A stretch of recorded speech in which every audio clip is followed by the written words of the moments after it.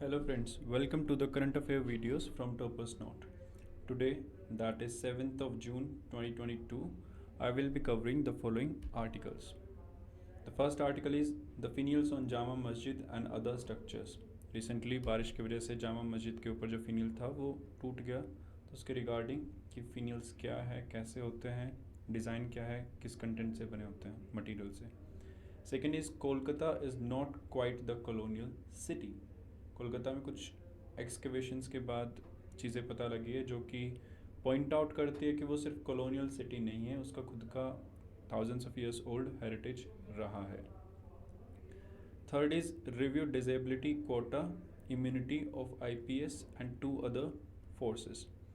यानी कि supreme court ने सेंटर को डायरेक्ट किया है कि रिव्यू करो जो डिजेबिलिटी कोटा इम्यूनिटी दी हुई है आईपीएस और बाकी के 2 और फोर्सेस जैसे इंडियन रेलवे, तो उसको रिव्यू करने की रिक्वायरमेंट है. Fourth is project to track small fishing vessels pending since 26/11. 26/11 के हमले के बाद से ही एक प्रोजेक्ट सोचा गया था कि जितने भी फिशिंग वेसल्स आ रहे हैं कंट्री के अंदर थ्रू कोस्ट लाइन उनको ट्रैक किया जाए, क्योंकि जो टेररिस्ट थे वो उन छोटी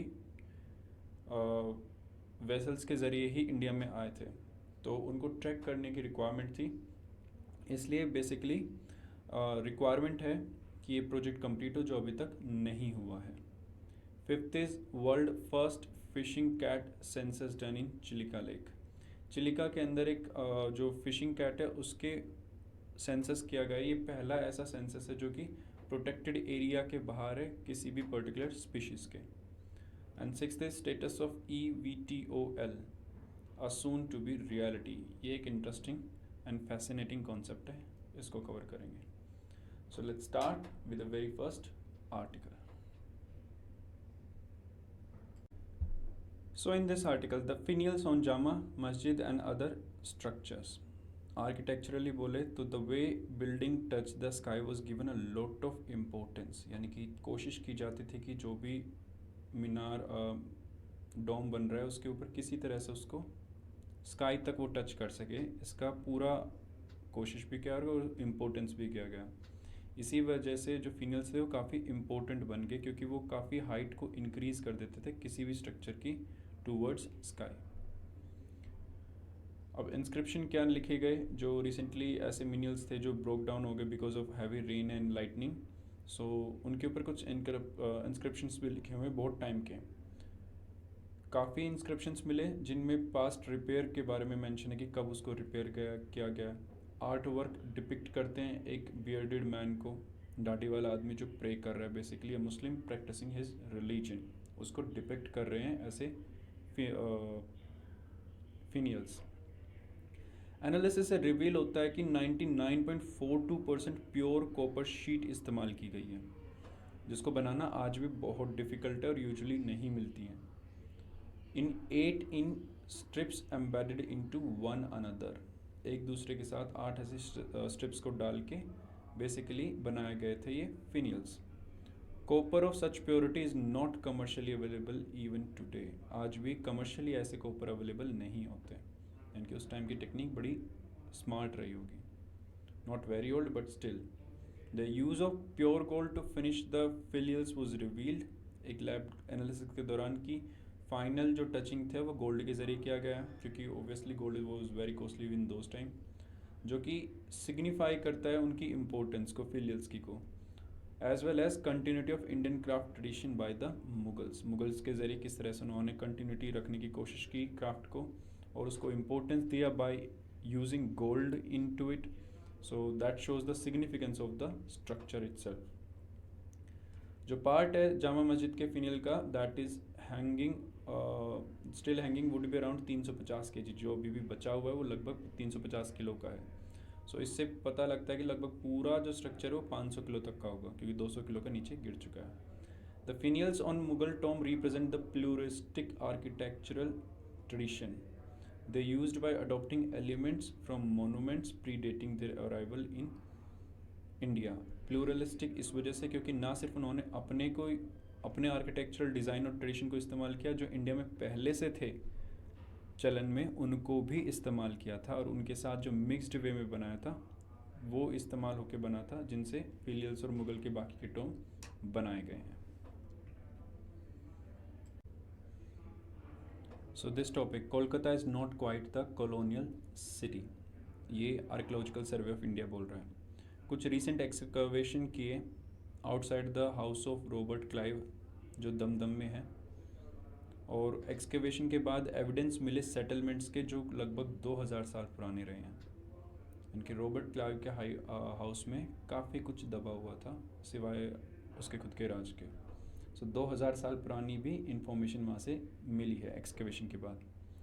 इन एक्सकवेशन ने ना सिर्फ ये रिवील किया कि एंटीक्स आइटम काफ़ी रखे थे, pottery, charcoal, but also 12 different layers of habitations, 12 अलग अलग प्रकार की लेयर हैबिटेशन की, जो दर्शाते कि लगभग 12 तरह के घर उस इलाके के अंदर हैबिटेशन के रिलेटेड चीज़ें बनाई गई थी, जो एक फ्लरिशिंग और लास्टिंग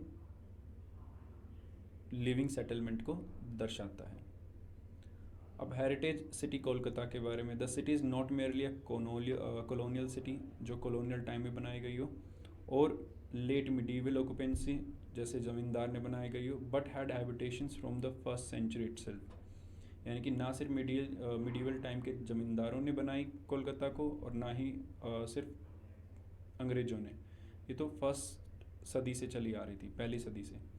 क्लाइव हाउस के अंदर जो देखा गया है, the Clive house stand on a mount on Rashtraguru Avenue, इसकी जो लोकेशन है, और ये लगभग सबसे पुरानी बिल्डिंग है इन कोलकाता और उसके सराउंडिंग एरियाज़ में। जो बिल्डिंग है उसके कुछ फाइन स्पेसिमेन है of the colonial architecture. Robert Clive जो पहला ब्रिटिश गवर्नर था बंगाल प्रेसिडेंसी का, उसने इस्तेमाल किया इस बिल्डिंग को एज कंट्री का हाउस, यानी कि खुद का जो रहने का हाउस था उसके लिए इसने इस्तेमाल किया। इसके अलावा चंद्र केटूरगढ़ जो नॉर्थ 24 परगना डिस्ट्रिक्ट में है, जहाँ पे एक्सकवेशन मिले थे 1950 में और 1960 में, उन्होंने भी रिवील किया था कि almost continuous sequence of occupation divided into 6 periods from pre Mauryan to Pala period were spotted, यानी कि 6 अलग अलग टाइम पीरियड के वहाँ पे एक्सकवेशन और ऑक्यूपेशन के प्रमाण मिले थे। रिसेंटली कुछ एक्सकवेशन देखे जाए तो रिसेंट एक्सकवेशन में given the evidence of flood, वो तो स्वाभाविक बात है उस एरिया में, with layers of soil deposit we can be sure that there was some kind of continuous settlement रहा, फ्लड आ गया, सेटलमेंट रहा, फ्लड आ गया, इस तरह से लेयर बाय लेयर डेवलप वहाँ पे हुए हैं काफ़ी टाइम से।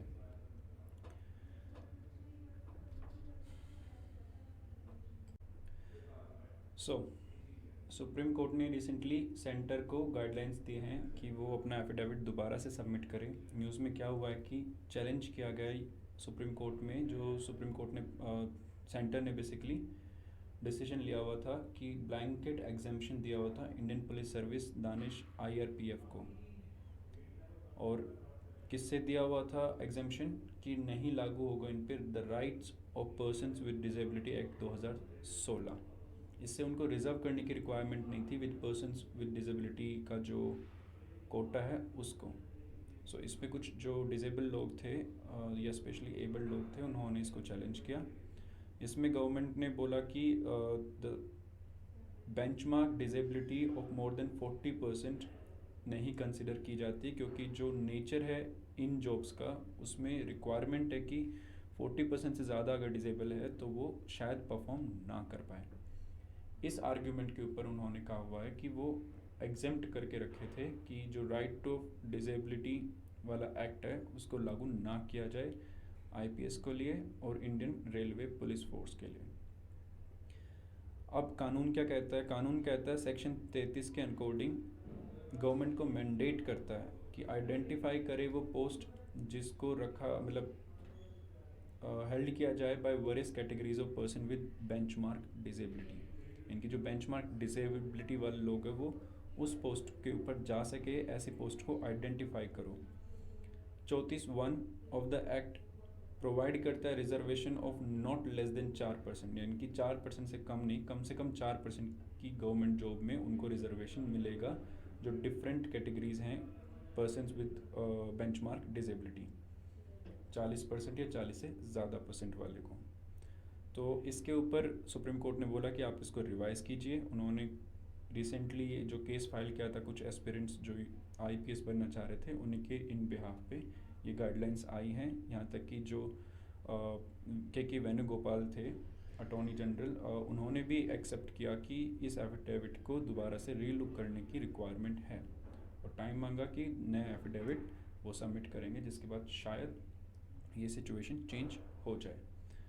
रीलुक की रिक्वायरमेंट क्यों है? क्योंकि जो DEPD डिपार्टमेंटल होता है, अंडर सेक्रेटरी डिसाइड करता है बेसिकली, वही कॉम्पिटेंट अथॉरिटी होता है इंटर डिपार्टमेंट, और एग्जेम्प्ट करने में किसी भी सेंट्रल गवर्नमेंट की पोस्ट या सर्विस को from the purview of the reservation of the act. यानी कि जो अंडर सेक्रेटरी लेवल के ऑफिसर्स होते हैं सेंट्रल गवर्नमेंट में, उस डिपार्टमेंट के, वो डिसाइड करते हैं कि कितने परसेंटेज रिजर्वेशन मिलेगा या किसको एग्जेम्पशन मिलेगा उस पर्टिकुलर सर्विस में। कोर्ट ने डायरेक्ट किया गवर्नमेंट को कि एक नया फाइल करे एफिडेविट, और जो डिमांड है एस्पिरेंट्स की उसको रिकंसिडर किया जाए, उस बेसिस पे उसको रीफाइल करने की रिक्वायरमेंट है। एक प्रोजेक्ट लॉन्च किया गया है ट्रैक करने के लिए स्मॉल फिशिंग वेसल्स को 26/11 के बाद, वो आज तक कंप्लीट नहीं हुआ है। न्यूज़ में क्यों आया अभी ये? As the Quad grouping looks to track and address illegal and unreported unregulated IUU fishing in Indo Pacific, एक एम्बिशियस एफर्ट लिया गया कि इंस्टॉल करे satellite based vehicle monitoring system, इनकी VMS को इंस्टॉल किया जाए स्मॉल फिशिंग वेसल्स के लिए भी, जो कि 20 मीटर से कम की होती है अक्रॉस द कंट्री की कोस्ट लाइन। यानी कि जितनी भी 7000 किलोमीटर से ज़्यादा बड़ी कोस्ट लाइन है, उस पूरी कोस्ट लाइन के आसपास 20 मीटर से छोटी कोई भी बोट हो उसको आइडेंटिफाई कर सके, उसको पॉइंट आउट कर सके किस एरिया के अंदर है, और मॉनिटर कर सके। सैटेलाइट बेस्ड सिस्टम डेवलप हो, ये रिसेंटली क्वाड की ग्रुपिंग में एड्रेस किया गया था। इसके काफ़ी पायलट स्टडीज़ भी हुए, और इसको कंसीव बेसिकली मुंबई के अटैक्स जो थे उसके बाद किया, लेकिन आज तक अटका हुआ है। रीजंस क्या थे डिले के? एक तो सबसे बड़ा रीज़न था कि फिशरमैन चाहते नहीं थे कि उनको टैग किया जाए, ताकि उनकी इलीगल एक्टिविटीज़ रिकॉर्ड में ना आए, और उनको थोड़ा भरोसा भी कम था, थोड़ा डर भी था कि पता नहीं क्या पता लग जाएगा उनके बारे में। सो जो एक ट्रस्ट डेफिसिट है वो, और उनका खुद का इलीगल में कुछ ना कुछ इंडल्जमेंट की वजह से जो फिशर्स मैन थे वो खुद भी नहीं चाहते कि वो टैग किए जाए किसी भी इस तरह के डिवाइस पे। जो फिशिंग है वो एक स्टेट सब्जेक्ट है, और उसके साथ लोकल पॉलिटिक्स बहुत ज़्यादा इन्वॉल्व हो जाती है, क्योंकि वोट बैंक पॉलिटिक्स बनता है। सो इस वजह से इसको नेशन वाइड सभी कोस्ट के ऊपर, सभी स्टेट्स के कोस्ट पे इम्प्लीमेंट करना in one go is not possible. कोई लेजिस्लेशन नहीं है जिससे फोर्स किया जाए फिशरमैन को कि वो इंस्टॉल करे ट्रांसपोंडर्स जिनसे सिग्नल को भेजा या रिसीव किया जाए। अब जब कोई लेजिस्लेशन ही नहीं है, फोर्स नहीं किया जा सकता, तो विलिंगली ज़्यादातर फिशरमैन ये काम नहीं करना चाहते। एफर्ट्स भी डाला गया मिनिस्ट्री ऑफ फिशरीज़ के ज़रिए, और उन्होंने इंडियन मरीन फिशरीज़ बिल 2021 पेश भी किया संसद में, जिसमें रिपीटेडली जो डिले हो रहे थे उनको कंसिडर करने की कोशिश की, लेकिन opposition from state and fisherman की वजह से वो बार बार बिल भी डिले होता रहा। अब क्वाड का एक इनिशिएटिव आया। क्वाड ग्रुपिंग ने अनाउंस किया Tokyo summit Indo Pacific maritime domain awareness initiative, important for prelims point of view. So Tokyo summit Indo Pacific maritime domain awareness initiative था। इसका ऑब्जेक्टिव था कि ट्रैक करे डार्क शिपिंग, बिल्ड करे एक faster, wider and more accurate maritime picture in real time कि कहाँ पे कितने लोग हैं, पार्टनर्स उनमें कौन कौन हैं, और बाकी की किन किन कंट्रीज़ की किन कैसे कैसे वेसल्स अवेलेबल हैं। इंटीग्रेट करे 3 क्रिटिकल रीजन्स को, Pacific islands, South East Asia and Indian Ocean region, तीनों ही एरिया को इंटीग्रेट करने की कोशिश। और इसके साथ जो ऑटोमेटिक आइडेंटिफिकेशन सिस्टम है वो जो बिगर शिप्स के लिए यूज़ होता है, जो कंपलसरी भी किया गया है सभी वेसल्स के लिए about 20 metres after 26/11 by national committee on strengthening maritime and coastal security. So इसके अलावा जो दूसरा सिस्टम अभी करंटली काम कर रहा है वो है AIS, automatic identification system. Compulsory है सभी वेसल्स के लिए जो भी 20 मीटर से ऊपर के हैं, और ये 26/11 के बाद ही कंपलसरी किया गया। इसको एग्जीक्यूट कौन करता है? National committee on strengthening maritime and coastal security. Trials conduct करे गए on tracking of vessels under 20 metre, first fitted on small patrol boats in Mumbai, followed by trials of fishing vessels, both of which were successful. यानी कि छोटी boat के ऊपर भी जो trials किए गए वो सक्सेसफुल रहे। उसके बाद एक पायलट भी प्रोजेक्ट भी कैरी आउट किया गया, कुछ small number of fishing vessels को टैग करके गुजरात और तमिलनाडु के कोस्ट पे, जो कि सक्सेसफुल रहा। लेकिन एक कंसर्न भी बढ़ती जा रही है आईयूयू को लेके,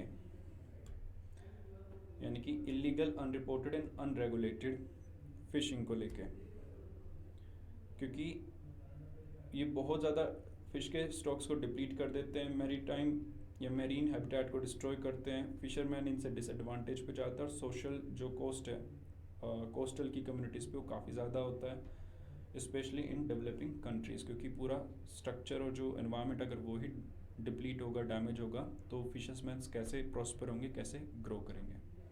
तो उनके लिए भी एक चैलेंजिंग इशू और काफ़ी सीरियस कंसर्न पैदा करता है। सो इस आर्टिकल में क्या है, वर्ल्ड का पहला first fishing cat census, fishing cat के ऊपर सेंसस किया गया चिलिका में। चिलिका लेक जो एशिया की लार्जेस्ट ब्रैकिश वाटर लगून है, ध्यान रखना ये लगून है और ब्रैकिश वाटर, इसके अंदर कम से कम 176 फिशिंग कैट्स है। ये सेंसस किसने किया, चिलिका डेवलपमेंट अथॉरिटी, किसके साथ मिलके, फिशिंग कैट प्रोजेक्ट TFCP, इनके साथ मिलके इन्होंने ये सेंसस किया, किसका, फिशिंग कैट्स का। ये वर्ल्ड का पहला पॉपुलेशन एस्टिमेशन है फिशिंग कैट का, जो कि प्रोटेक्टेड एरिया नेटवर्क के बाहर किया गया है,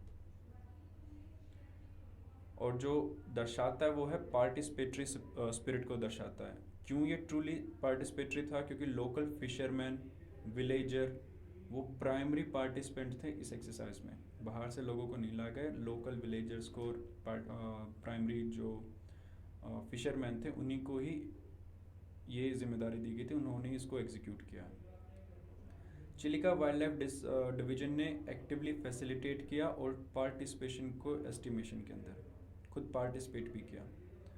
इस पार्टिसिपेटरी एफर्ट का रिजल्ट क्या रहा कि मल्टीपल स्टेक होल्डर्स ने जब स्टडी किया, तो जो इल्यूसिव एंड थ्रेटेंड स्पीशीज़ है वो एक वंडरफुल प्रेसिडेंट को सेट करता है, यानी कि इसके अलावा और भी जो भी स्पीशीज़ है उनको प्रोटेक्ट करने की रिक्वायरमेंट आए, एस्टिमेट करने का उनका नंबर ऑफ स्पीशीज़ लिविंग, ये चीज़ें पता करनी हो, तो जो बेस्ट एग्जाम्पल बनता है वो एक हेल्दी प्रेसिडेंट सेट करता है कि लोकल लोगों को इंडल्ज करके आप करिए वो काम, जिससे कॉस्ट इफेक्टिव भी पड़ता है और ज़्यादा बेटर रिजल्ट भी आता है, क्योंकि they know the local flora, fauna, area, territory and terrain. The globally threatened cats are found in wetlands in major South and Southeast Asian river basin, starting from Indus in Pakistan till Mekong in Vietnam and in Sri Lanka and Java। अगर पूछा जाए prelims में कि कहाँ कहाँ पे ये cats मिलते हैं, तो पाकिस्तान से लेके वियतनाम से लेके श्रीलंका, जावा, पूरे साउथ ईस्ट एशिया और साउथ एशिया में मिलते हैं, खासकर रिवर बेसिन में। They are found in 10 Asian countries but have stayed undetected in Vietnam and Java since the last decade. पिछले 10 साल से पहले तक ये बेसिकली डिटेक्ट ही नहीं हुए थे, 10 साल पहले ही उनको डिटेक्ट किया गया वियतनाम और जावा में, उससे पहले बाकी की कंट्रीज़ में अवेलेबल थे। जो स्टेटस है काफ़ी वेटलैंड स्पीशीज़ का, वो अभी भी अंडर स्टडीड है और वो हाईली थ्रेटेंड कैटेगरी में भी, उनको पता भी नहीं है, अभी तक स्टडी भी नहीं हुई है, और वो थ्रेटेंड कैटेगरी में है, तो एस्टिमेट करना और उनका प्रोटेक्शन डिफ़िकल्ट हो जाता है। Tracking specialist species such as the fishing cat give us an indication of what might be happening to those ecosystem, which are safeguard against climate change and droughts। यानी कि इस तरह की स्पीशीज़ को अगर हम ट्रैक कर पाए और उनकी पॉपुलेशन को हम ट्रैक कर पाए रेगुलरली, तो पता रहेगा कि किस डायरेक्शन में जा रहा है पूरा का पूरा इकोसिस्टम, जो कि बहुत इंपॉर्टेंट है सेफ गार्ड करने के लिए क्लाइमेट चेंज और ड्रोट को, और या बाकी जो कॉन्सिक्वेंसेज होंगे डैमेज टू एनवायरनमेंट को या डिग्रेडेशन की वजह से, उन सब से बचने के लिए। क्योंकि अगर नंबर इंक्रीज़ हो रहा है तो मतलब इकोसिस्टम हेल्दी है, और अगर नंबर डिक्रीज़ हो रहा है तो मतलब इकोसिस्टम हैम्पर हो रहा है, और धीरे धीरे बाकी के भी जो स्पीशीज़ है वो डैमेज होंगे और मे बी एक्सटिंक्ट हो जाए, जो कि इकोसिस्टम के लिए हेल्दी नहीं है। So this topic is about eVTOL, जो कि शायद बहुत जल्दी रियलिटी बन जाए, काफ़ी इंटरेस्टिंग सब्जेक्ट है। यूनियन सिविल एविएशन मिनिस्ट्री ने एक्सप्लोर करने की कोशिश की पॉसिबिलिटी की मैन्युफैक्चरिंग हो जाए eVTOL सिस्टम की इंडिया में, या उसका कोई बेस बन जाए जो कंपनी बाहर काम कर रही है। अब eVTOL है क्या? eVTOL एक ऐसा एयरक्राफ्ट है जो इलेक्ट्रिक पावर को इस्तेमाल करके होवर करता है, टेक ऑफ या लैंड वर्टिकली, जैसा इस इमेज में दिख रहा है। ये काफ़ी मोटर्स को यूज़ करता है प्रोपल्शन के लिए, डिवाइड करता है पूरे सिस्टम को डिफरेंट पार्ट्स में, ताकि एयर फ्रेम के साथ कनेक्ट करके इस तरह का सिस्टम बनाए कि कोई अगर एक दो पार्ट फेल भी हो जाए फिर भी वो काम करता रहे, उसकी एफिशिएंसी बढ़ जाए, उसका जो फंक्शंस है वो ज़्यादा इंपॉर्टेंट हो जाए, बढ़ जाए, और जो कॉम्प्लेक्स सिस्टम है उसको डिफरेंट पार्ट में डिवाइड करके ओवरऑल सिस्टम को ज़्यादा बेटर बना लिया जाए। तो जो हर एक अलग अलग डिफरेंट टाइप की मोटर्स इसमें इस्तेमाल होती है, उनका हर एक का फंक्शन होता है, स्पेसिफिक फंक्शन भी होता है, कंबाइंड फंक्शन भी होता है। तो स्पेसिफिक फंक्शन से डायरेक्शन वगैरह फिगर आउट करना, बाकी के इमरजेंसी सर्विसेज या और सर्विसेज के लिए इनको यूज़ किया जाता है, और इंटीग्रेटेड वे में वो पूरे के पूरे सिस्टम को होवर कराते हैं और वर्टिकल टेक ऑफ और लैंडिंग में हेल्प करते हैं। जो पूरा सिस्टम है वो बेसिकली इलेक्ट्रॉनिक सिस्टम पे काम करता है, इलेक्ट्रिक प्रोपल्शन सिस्टम पे बेस्ड है। उसकी चाहे मोटर हो, फ्यूल सेल हो, इलेक्ट्रॉनिक कंट्रोलर टेक्नोलॉजी हो, और जो ये अर्बन एयर मोबिलिटी के लिए एक बहुत सहायक चीज़ साबित होगा विद टाइम, क्योंकि इस तरह के इक्विपमेंट को या टेक्नोलॉजी को टेक ऑफ लैंड कराने के लिए ज़्यादा स्पेस की रिक्वायरमेंट नहीं होगी, एयरपोर्ट की स्ट्रिप्स की जैसे रिक्वायरमेंट नहीं होगी। तो जितने भी फ्लैट्स हैं अर्बन के, जितने भी एस्टेब्लिशमेंट हैं, उनमें टेरेस से लेके स्ट्रीट्स पे कहीं पे भी लैंड या टेक ऑफ कर पाएंगे। विद टाइम ये और इम्प्रूव होंगे। एज अ रिज़ल्ट क्या होगा कि जो अर्बन एयर मोबिलिटी है उसको सिग्निफिकेंट बूस्ट मिलेगा। अब फीचर्स क्या हैं? ये एक रनवे इंडिपेंडेंट टेक्नोलॉजी सोल्यूशन है, रनवे की रिक्वायरमेंट ही नहीं है ग्लोबल ट्रांसपोर्टेशन में, और एस्टिमेट किया जा रहा है लगभग 250 eVTOL कॉन्सेप्ट और more being fine tune to bring alive the concept of urban air mobility. तो अलग अलग प्रकार के बहुत से ऐसे कॉन्सेप्ट्स डेवलप किए जा रहे हैं eVTOL के, लगभग 250 के आसपास, जिनसे अर्बन एयर मोबिलिटी को सिग्निफिकेंटली बूस्ट कर पाए। इनमें से अगर 5 भी सक्सेसफुल होते हैं तो that will make a very big impact. Some of these include use of multi-rotors या rotors, fixed wing, tilt wing concept, यहाँ तक कि सेंसर्स, कैमराज, रेडार, इन सब से आर्टिफिशियल इंटेलिजेंस, इन सब का इस्तेमाल है। जो कीवर्ड है वो है ऑटोनोमस कनेक्टिविटी, और ये इस तरह के जो टेक्नोलॉजी है वो काफ़ी फेजेस में, अभी कुछ टेस्टिंग फेज में, इनिशियल फेजेस में है, कुछ थोड़े आगे बढ़ गए हैं पायलट प्रोजेक्ट्स तक। इन शॉर्ट अगर बोला जाए तो eVTOL है वो एक थर्ड वेव है एरियल रेवोल्यूशन में। जो फर्स्ट थी वो थी कमर्शियल फ्लाइंग, और सेकंड थी हेलीकॉप्टर्स, और थर्ड होगी eVTOL। इसके अलावा डेवलपमेंट्स क्या है जिनसे पावर किया जाए eVTOLs को? जो रोल है eVTOL का वो बेसिकली बैटरी टेक्नोलॉजी पे है, और limits of on board electric power की वजह से ही बेसिकली लिमिट हो रहा है।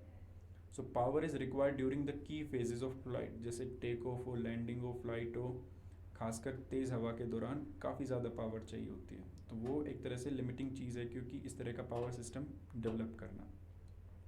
उसके लिए जो एक नई टेक्नोलॉजी है, there is diamond nuclear voltaic technology, जो यूज़ करती है minute amount of carbon fourteen nuclear waste encased in layered industrial diamonds, ताकि एक सेल्फ चार्जिंग बैटरी बनाई जा सके।